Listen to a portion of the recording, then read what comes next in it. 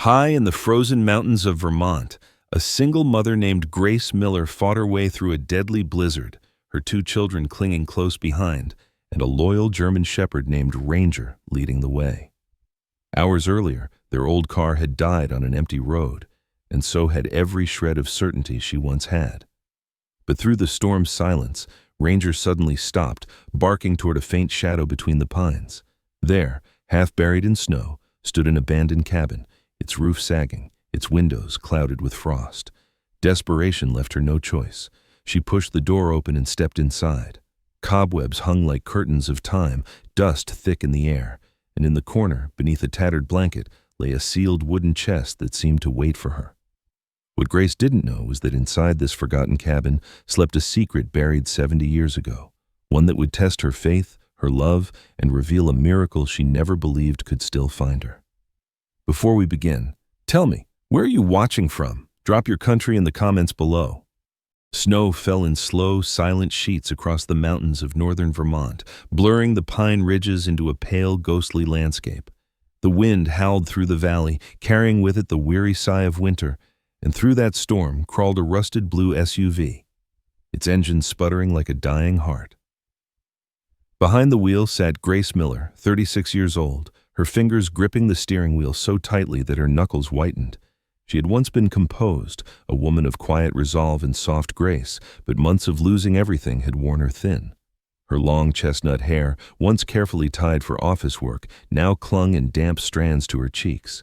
The faint freckles across her pale skin had deepened under exhaustion, and her gray-green eyes, though gentle, carried the hollow distance of someone who'd had to keep being strong long after she'd run out of strength. Her children sat in the back. Ethan, 13, tall for his age, had his mother's sharp cheekbones but his late father's cautious gaze. There was something old in his expression, like a boy forced to grow up too soon. He tried to act calm, pretending not to notice the thin smoke rising from the car's hood. Beside him, Lila, 9, small and fragile, hugged their German shepherd, Ranger, burying her face in the dog's fur as the vehicle rattled to a stop. Ranger was 6 years old, a broad-shouldered mountain rescue dog with a thick gray and black coat dusted in snow. His amber eyes gleamed with intelligence and loyalty. Even now, he pressed his nose to the window, restless, sensing the tension before anyone else did. The car gave one final cough before it died completely. Steam rose from the hood and vanished into the storm.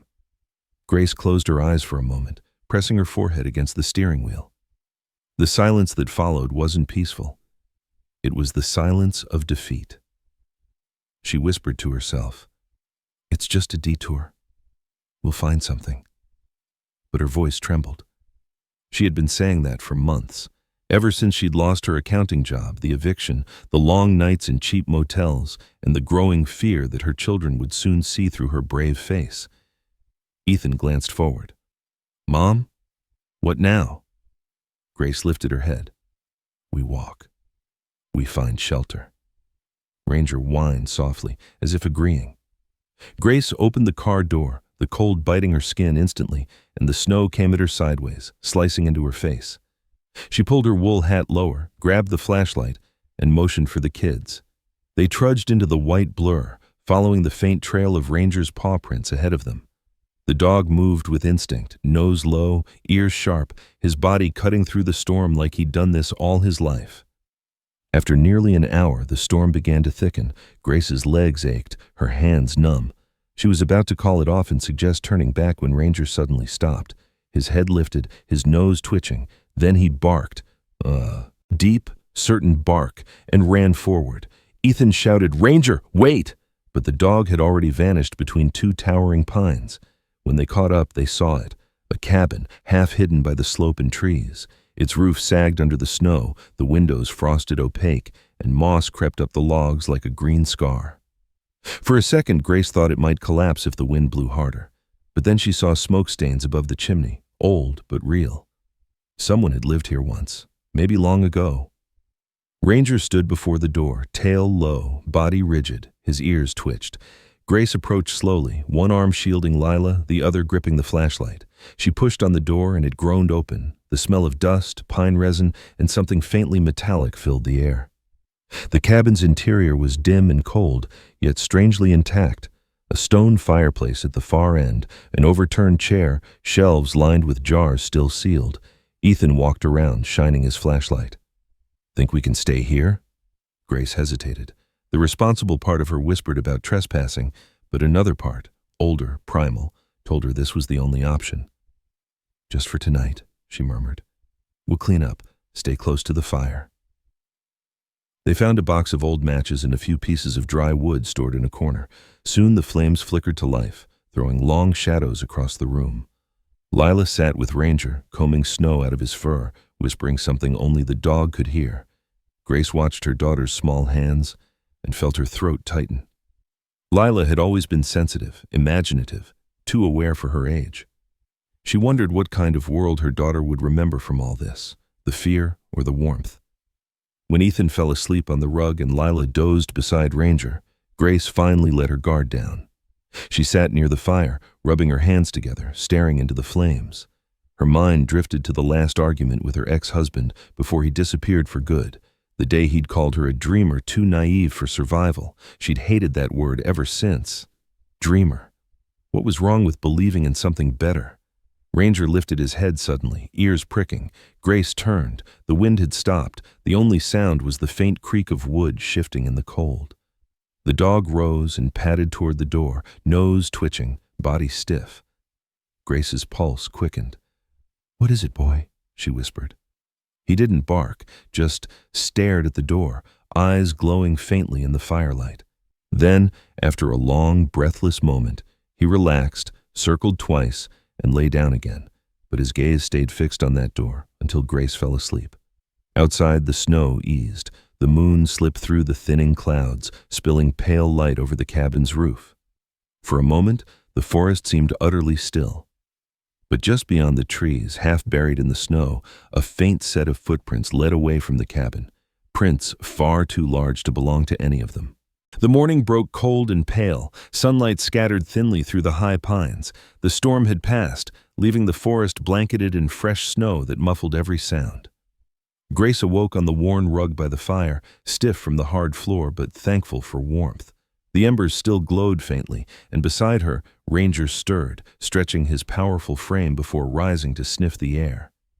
He gave a low whine. Grace followed his gaze to the door, where the faint outline of last night's footprints had now filled with snow.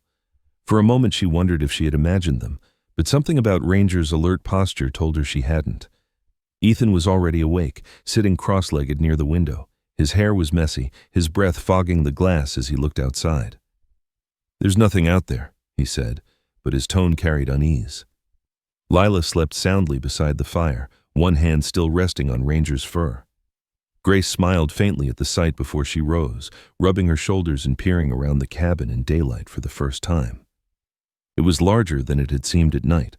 A single open room with a sleeping loft above, a long table near the window, and shelves lined with dusty jars and books. A faded tapestry hung crookedly on the wall, and on the far shelf sat a wooden box carved with a maple leaf pattern. Grace ran her fingers over it, noticing how the dust had been disturbed recently. "Strange," she murmured. She lifted the lid. It was locked. When Lila woke, she immediately looked to Ranger, smiling with the kind of innocent trust only a child could still have. "He was awake all night," she whispered, petting his neck. "He heard something outside." Grace hesitated before answering. "Probably just the wind." But Lila shook her head. "It wasn't the wind. Someone whispered my name." The words made the air seem colder. Ethan frowned. "Don't scare Mom, Lila."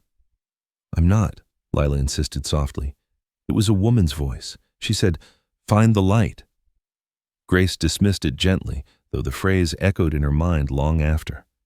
She focused on practical tasks, searching the shelves, tidying the floor, and trying to make the cabin livable for another day. Ethan helped stack firewood outside, his cheeks flushed red from the cold. Ranger stayed close, his paws silent on the wooden floor, moving with that cautious precision that reminded Grace he had once been trained to sense danger before humans could. While cleaning, Grace found a small brass key wedged beneath a floorboard. The edges were engraved with faint symbols, and when she turned it over, she saw the same maple leaf carved into the wooden box. Her pulse quickened. She brought the key to the table, inserted it, and with a soft click, the lock gave way. Inside lay several yellowed notebooks tied with a blue ribbon, along with an old photograph. The photo showed a woman standing in front of the same cabin decades ago. She was tall, with dark hair swept neatly back and a calm yet haunted expression. On the back was written, Eleanor Hart, 1952.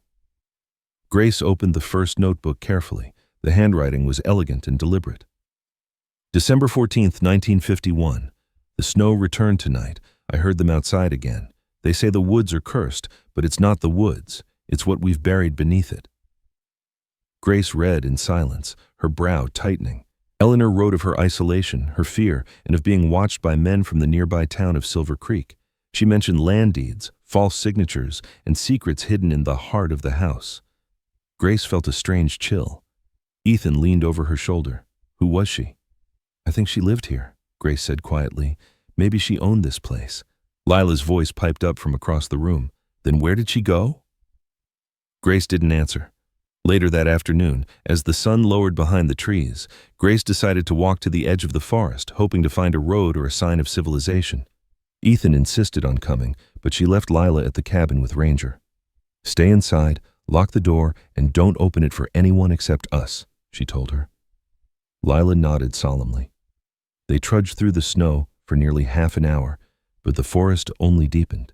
The air grew thick with silence, the kind that makes a person realize how small they are. Grace's anxiety grew with every step. When they finally found a broken signpost half buried in ice, the letters barely visible, she recognized the name. Silver Creek Trail, private property.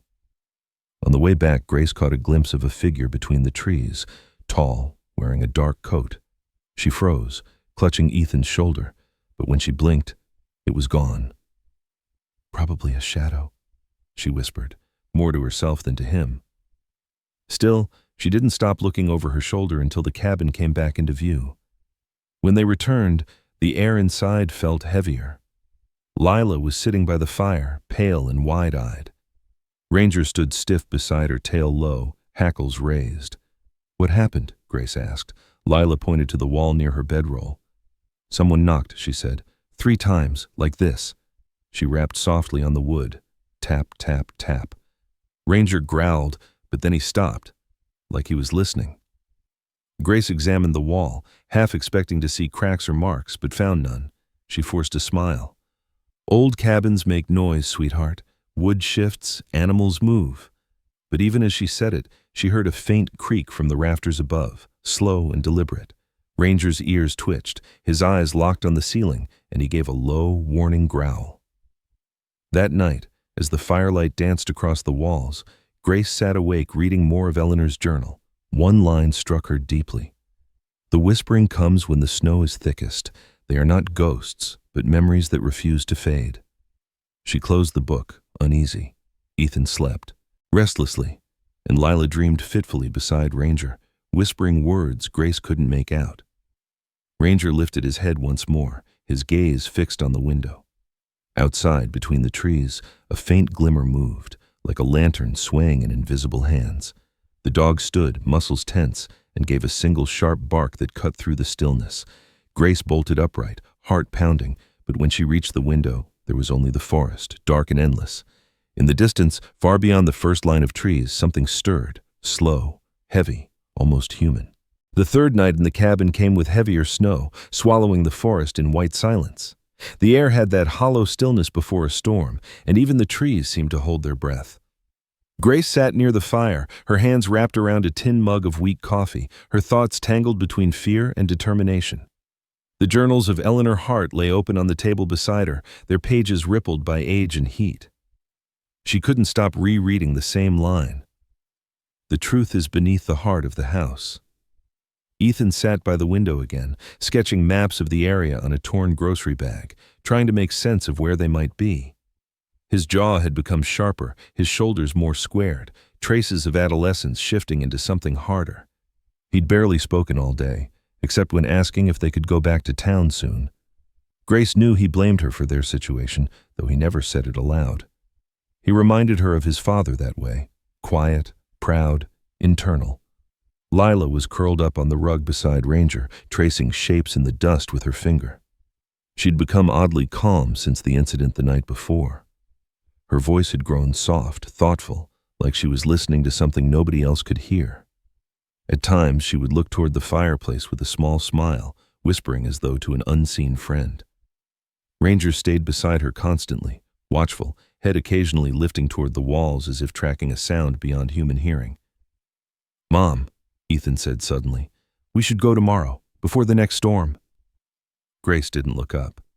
"Go where?" "We don't even know which way the road runs from here." "Anywhere," he muttered. "Just not here." Grace opened her mouth to answer but froze when Ranger growled low, his hackles rising. The sound came from deep in his chest, steady, warning. Lila sat up, eyes wide. "He hears it again," she whispered. Grace stood, scanning the dim room. The wind moaned outside, but it was faint, distant. Then, there it was, a thud, soft but deliberate, from beneath the floorboards near the hearth. Ethan grabbed the flashlight and knelt down. "Something's under there." Grace knelt beside him, pressing her ear to the wood. Another sound, a scrape, then silence. "Maybe an animal," she said, though her voice lacked conviction. Ranger pawed at the stone edge of the fireplace, whining now, ears pinned forward. Grace grabbed the iron poker and tapped one of the stones. It shifted slightly. Her heartbeat quickened. "Help me move this," she said. Ethan hesitated, then pushed with her. The stone slid aside with a gritty sound, revealing a square metal plate beneath, a latch. Grace brushed away soot and dust, her fingers trembling. She lifted the handle, and a hidden hatch creaked open, releasing a breath of cold, stale air. A narrow staircase descended into darkness. The smell of earth and rust drifted upward. Ranger barked once, short and urgent. Grace hesitated, the kakko, flashlight beam cutting through the black void below. "Stay here," she told the kids. "I'll take a quick look." But Lila grabbed her sleeve. "Don't go alone," she whispered.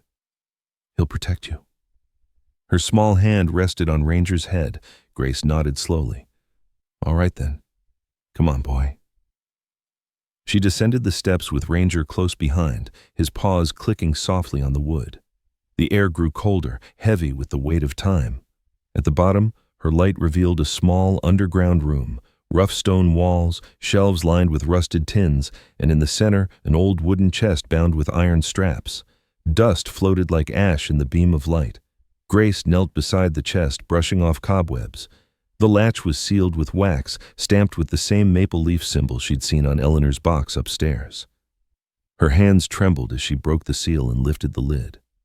Inside lay a stack of brittle documents wrapped in oilcloth, and beside them, a small brass compass, its needle spinning wildly, refusing to settle. She unwrapped the papers carefully, land deeds, maps, and letters written in the same looping handwriting as the journals. The name, Blackridge Development Company, appeared again and again, followed by signatures she recognized from the earlier entries. Ranger sniffed the air suddenly and gave a soft bark. Grace followed his gaze to the far wall, where a faint line of cold air seeped through a crack. She aimed the flashlight there and froze. Scratched into the stone, just above the floor, were words carved by hand. "They will come for what was buried." Her stomach tightened. She turned back to the chest and stopped. The compass needle had stilled, now pointing directly upward. Then came a sharp sound from above, the unmistakable creak of footsteps. Someone was in the cabin. Grace extinguished the light and pressed her back to the wall, listening. Ranger stood rigid, his body tense, teeth bared but silent. The steps moved slowly across the floorboards above them, measured, heavy, human. After a long minute, the sound stopped. Silence returned, thick and suffocating. Grace waited, then finally climbed back up with Ranger leading. When she emerged, the room was empty. The children were gone. Her heart lurched. "Ethan? Lila?" She rushed to the door, still closed, latched from the inside. Panic surged through her chest. "Ethan!" A faint sound answered, a single echoing knock, not from outside, from beneath the floor. Grace turned slowly toward the open hatch. Ranger was already staring down into the darkness, a low growl vibrating in his throat. Snow pressed heavily against the cabin windows, muting the world in a suffocating stillness. Grace stood frozen by the open hatch, her breath sharp in the cold air, her mind refusing to grasp what her eyes were seeing. The room empty, the fire dying, her children gone. Ranger growled, low and steady, standing between her and the open darkness below. She called again, "Ethan, Lila." But only silence answered, thick as the snow outside. Then came that hollow knock again from beneath the floorboards. 3 times, deliberate. She forced herself to move, lowering the hatch shut, sliding a chair across it as if the simple weight of wood could hold back whatever was down there. Panic clawed at her chest. They can't have gone outside. They wouldn't. She grabbed her coat and flashlight and turned to Ranger. "Find them." The dog sniffed the air, ears flicking, then padded toward the door, barking once. Grace threw it open, snow rushing in. The wind had risen again, swirling white ghosts across the ground. But there, 2 sets of small footprints leading into the woods. They ran for what felt like forever through the storm. Ranger led, nose down, muscles coiled. The forest loomed like a cathedral of shadow, the branches groaning under the weight of snow. Grace's lungs burned, her boots sinking deep. When she finally saw light, faint, flickering through the trees, she almost thought it a hallucination. Ranger bounded ahead, barking sharply. The light came from a house, smaller than the cabin but alive with warmth. A sign hung crooked above the porch, Porter's Trading Post. Grace stumbled toward it, hammering on the door. It opened to reveal an elderly woman, bundled in a thick plaid coat, her gray hair braided and pinned neatly behind her head. Her sharp blue eyes flicked from Grace to the dog, then softened. "Lord, child, you'll freeze," she said, pulling the door wider. "Get in, quick." The woman's name was Mabel Porter, 70 years old, a lifelong resident of Silver Creek. Her face was weathered but kind, her movements brisk and capable, the sort of person who had survived too many winters to waste words. "There's tea on the stove," she said, ushering Grace to the table. "You look like you've seen a ghost." Grace's voice cracked. "My kids. They're gone, 2 of them, Ethan and Lila. We were staying in the old cabin near the ridge and—" Mabel froze. "The Hart cabin?" Grace blinked. "Yes, you know it?" The older woman sat slowly, her gaze distant. "Everyone knows it, but no one stays there. Not since the winter Eleanor Hart disappeared." Grace's stomach dropped. "She's the woman from the journals." Mabel nodded. "My father used to deliver supplies to her back in the 50s. Kind woman, quiet, kept to herself. She said she was hiding from dangerous men. Then, one night, a fire broke out. The next morning, the house was gone. Only—" her voice trailed off. "Only the sound of her dog barking from the woods for days afterward." Ranger, lying near the stove, lifted his head at the mention of the dog, ears twitching. Grace steadied herself. "Please, I need help. My kids—" Mabel rose and crossed to the door. "I'll get the sheriff." Half an hour later, the door opened again, letting in a gust of cold and a tall man in a thick sheriff's coat. Sheriff Tom Reed, in his early 40s, had a rugged face marked by stubble and the kind of lines carved by hard years and responsibility. His dark hair was streaked with gray at the temples, and his steady brown eyes had seen more loss than he'd ever admit. He carried himself like a man who had once believed the world could be fixed and had since learned to settle for holding it together. He nodded at Grace. "I'm Sheriff Reed. Mabel says you lost your children." Grace explained in a rush, the journals, the footprints, the hidden room. Reed listened silently, one hand rubbing the edge of his jaw. When she finished, he sighed. "That land belongs to the Black Ridge Company now. You shouldn't have been up there." Grace bristled. "I didn't know. I was just trying to keep my kids safe." Reed's tone softened. "I get it. But you've stumbled into a place with history most folks around here try to forget." "What kind of history?" He hesitated. "The kind that gets people to stop asking questions." Before Grace could answer, Ranger suddenly barked sharply at the window. All 3 turned. Outside, through the snow, a pair of headlights flickered far down the road, then vanished. Reed frowned. "Nobody drives up this late." Moments later, the lights returned, closer now. A black truck rolled to a stop outside the post. Its doors opened and 2 men stepped out. Both wore dark winter coats and heavy boots. The first, broad-shouldered with a neatly trimmed beard and cold gray eyes, carried himself with authority. The second, younger and lean, kept his right hand tucked into his pocket, eyes darting like a nervous fox. Mabel muttered, "Blackridge men." The older man entered without knocking. "Evening, Sheriff," he said smoothly. His voice had a practiced calm that only made it colder. "Didn't expect to find visitors up here." Reed's jaw tightened. "Evening, Mr. Blackridge." Grace felt her chest tighten. This was Harrison Blackridge, the head of the corporation whose name she'd seen on Eleanor's papers. He looked to Grace, his expression polite but razor-edged. "You must be the woman staying in my property." Grace forced herself to meet his eyes. "Your property?" "It's under Blackridge jurisdiction. Trespassing up there is dangerous. Old structures, unstable ground." His gaze lingered on her, especially with children. Her stomach turned. "You know where they are?" Harrison smiled faintly. "I don't, but I'd suggest leaving the mountain before something else goes wrong." Ranger barked deep and loud, breaking the tension. Harrison's smile faltered. "Keep that animal quiet," he snapped, then turned to Reed. "Handle this, Sheriff." He left as abruptly as he'd arrived, the sound of his boots fading into the wind. Grace turned to Reed. "He's lying." Reed nodded slowly. "I know." He pulled on his gloves. "But now that he's shown up, it means whatever you found down there, he wants it back." "What do we do?" Reed looked to Ranger, who stood at the door, body tense, ready. "We go back," he said, "before he does."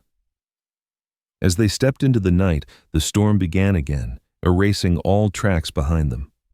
Far away, beyond the line of pines, the faint echo of a child's voice drifted through the wind, calling softly for her mother. The wind roared down from the mountains, carrying snow like white ash from a dying fire. Grace followed Sheriff Reed and Ranger through the thick drifts, their flashlights slicing the darkness.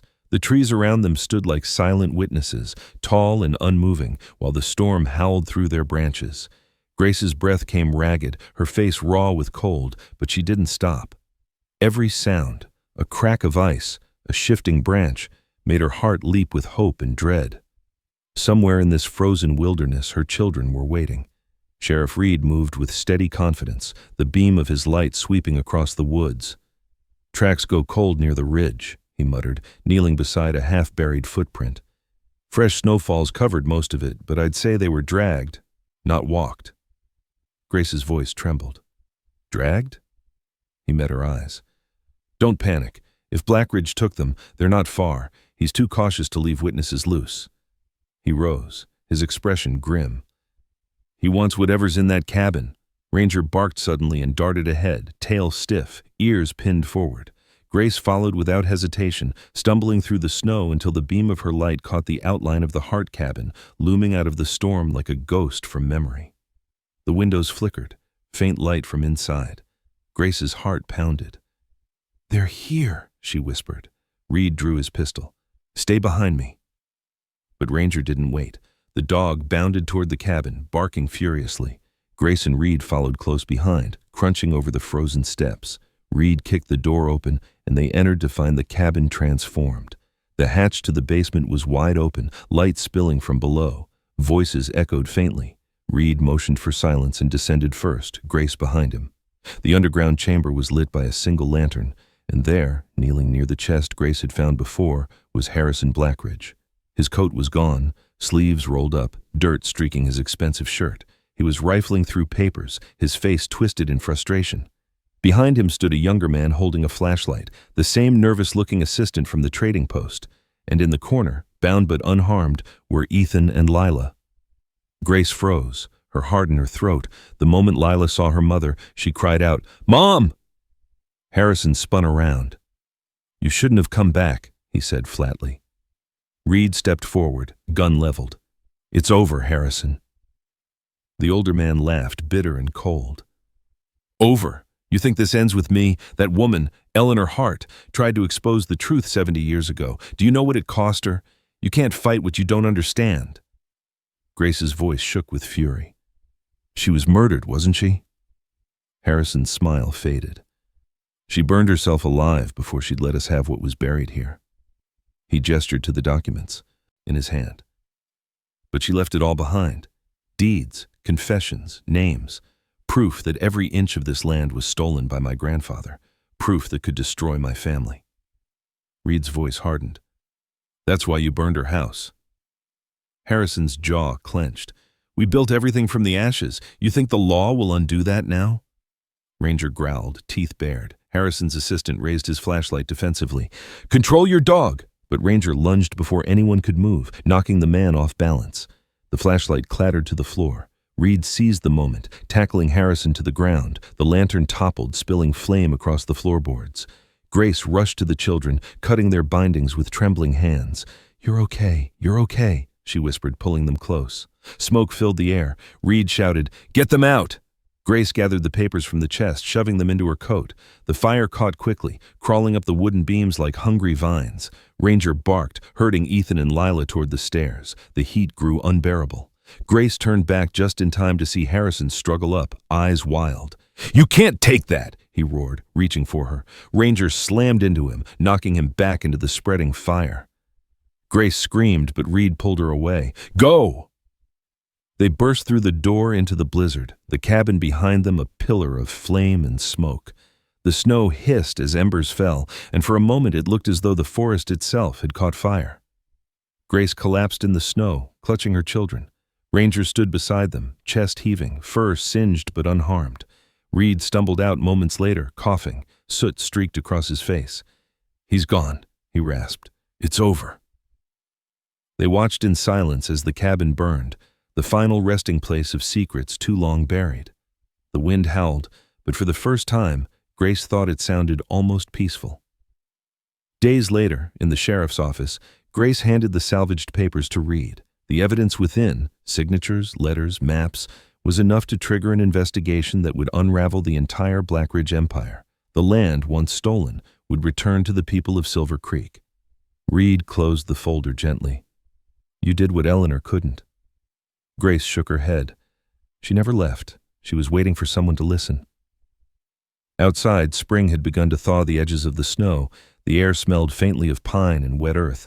Ranger sat on the porch, head lifted toward the forest. Lila stood beside him, her small hand resting on his neck. "He keeps looking at the trees," she said softly, "like someone's there." Grace smiled faintly. "Maybe there is." That night, as dusk settled, Grace walked alone to the clearing where the cabin had once stood. Only a circle of blackened stone remained, surrounded by new green shoots pushing through the ashes. She knelt and laid her hand on the ground. "Thank you," she whispered. Behind her, Ranger barked once, sharp and bright. Not a warning, but acknowledgement.